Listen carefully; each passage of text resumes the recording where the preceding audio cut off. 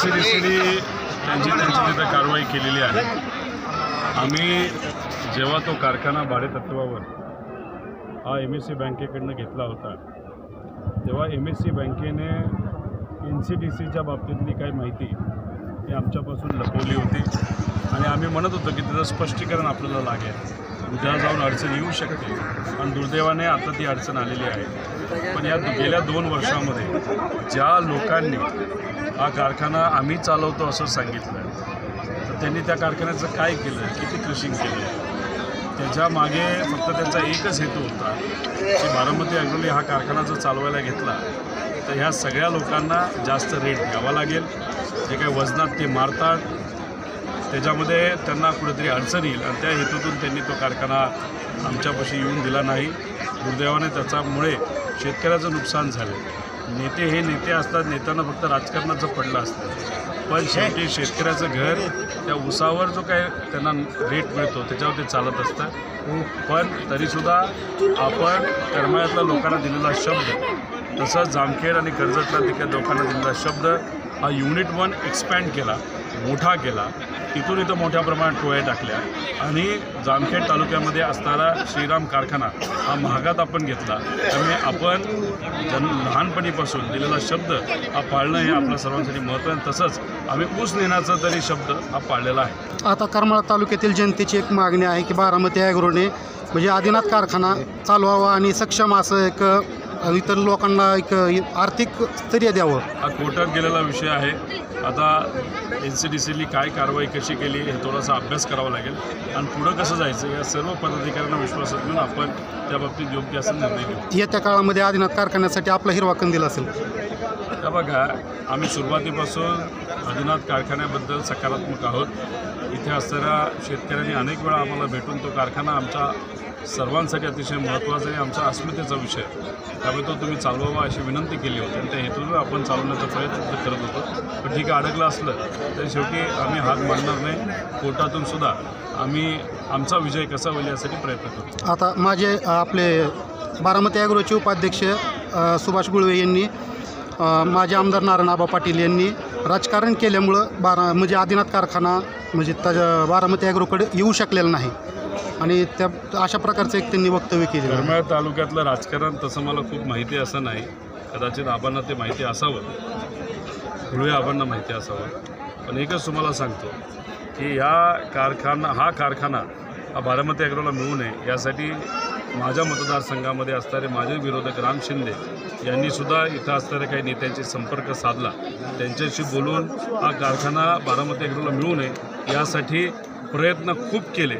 विकासासाठी त्यांना प्रयत्न करता येत नाही, पण एखादी गोष्ट बंद पाडायची असेल, विकास थांबवायचा असेल, त्यासाठी राम शिंदे हे नेहमी प्रयत्न करतात आणि तसाच प्रयत्न आदिनाथच्या बाबतीत झाला।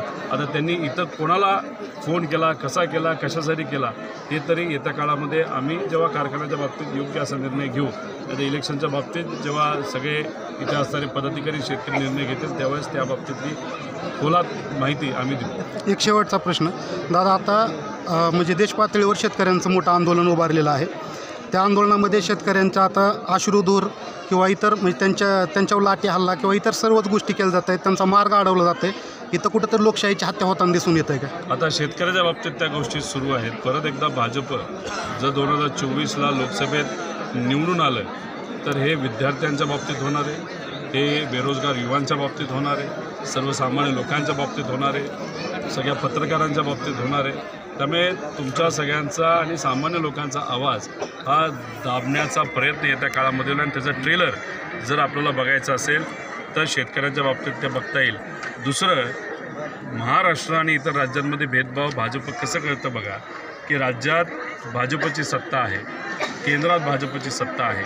कांद्याच्या बाबतीत जो अन्यायकारक निर्णय जो केंद्र सरकारने घेतला एक्सपोर्ट थांबवण्याचा, त्याचा फटका हा 5,000 कोटीचा महाराष्ट्रातल्या सामान्य शेतकऱ्याला पडला आहे। आता त्यांनी जी तारीख दिली ती 31 मार्च दिलेली आहे। आता काही शेतकऱ्यांना भेटल्यानंतर त्यांनी आम्हाला सांगितलं, व्यापाऱ्यांनी सांगितलं की मार्च 20 नंतर गुजरातचा कांदा हा मार्केटमध्ये येतो। मग 31 मार्च ही तारीख ही गुजरातच्या शेतकऱ्यांना फायदा व्हावा यासाठी दिली का?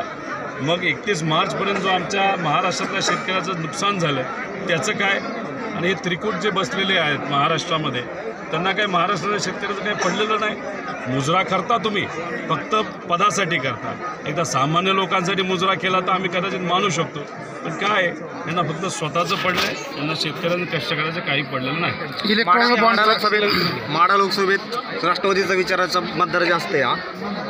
येत्या निवडणुकीत माढा लोकसभेचा महाविकास आघाडीचा उमेदवार कोण असेल, काय चर्चा झाली की त्याच्याबद्दल? एकच सांगतो की 2024ला महाराष्ट्रामध्ये जेव्हा विधानसभा इलेक्शन होतील तेव्हा महाविकास आघाडीच्या सगळ्यात जास्त जागा निवडून येणार आहेत। आणि ह्या निवडून देत असताना ज्या ज्या ठिकाणी जे कुठले आमदार असतील ज्यांनी साहेबांना पाठिंबा दिला नाही, नाहीतर विचाराला गद्दारी केली, अशा लोकांचा विचार हा केला जाईल असं आम्हाला वाटत नाही। त्यामुळे तिथं नवीन चेहरे, नवीन ताकद महाविकास आघाडीकडनं दिली जाणार आणि लोक त्यांना 100% निवडून देतील असा विश्वास वाटतो। करमाळा, माढा आणि सांगोला तालुक्यात राष्ट्रवादी किंवा शरद पवार विचारात म्हणजे ओरिजिनल राष्ट्रवादीच्या विचारांचे लोक आहेत, जसे अमोल सरांसारखे असतील, संतोष सरांसारखे लोक असतील, त्यांना तुम्ही संधी देणार का पुढे जाऊन, जर ते सक्रिय असतील तर?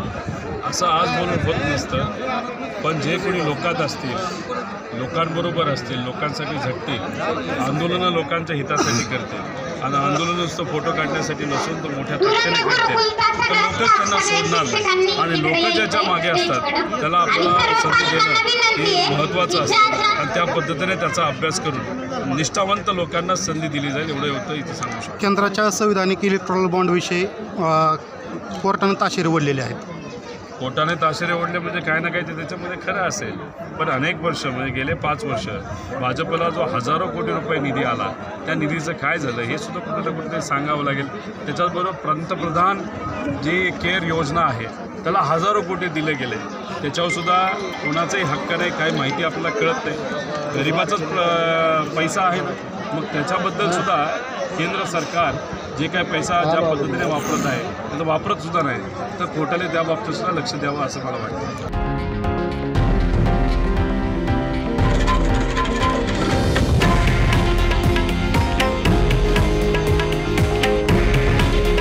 हे आहे देशातील नंबर 1 न्यूज नेटवर्क आणि आपण पाहत आहात TV9 मराठी।